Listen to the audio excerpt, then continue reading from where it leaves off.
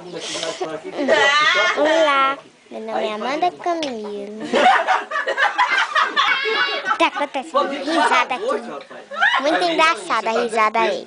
Olha só, isso aqui que tá na minha frente, meu pai. A pobre da Mariana pra cá, e quando sai o negócio era 1 a 2, ela dizia. A dois. Aí, agora só que o bicho não abriu, aí ele foi e disse, não, todas as duas é bonito. É o beijo também, né? É muito legal aqui. A gente daqui não sei se pode fazer o sol, porque tá chovendo muito aqui. A Mariana tá sendo traída. A Carol fura olho. A Carol é... Ei, meu, acaba ter uma mulher dessa de compensão é dó, sabe?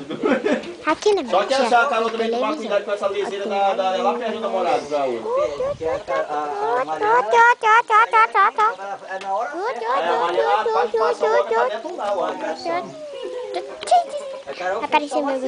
Apareceu meu dedo sem querer, tá?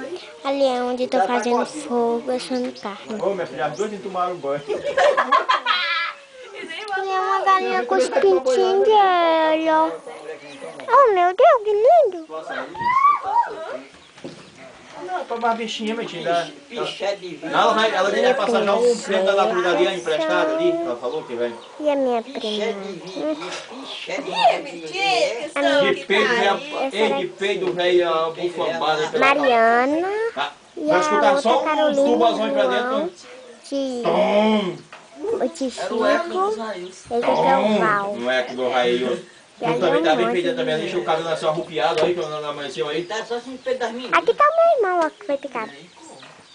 Ô, João, você sabe... João Vitor, João Vitor. Você sabe, você fica...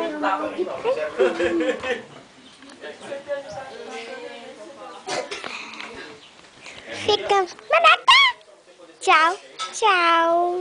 Ali é meu primo, Daniel. Então, tchau, tchau.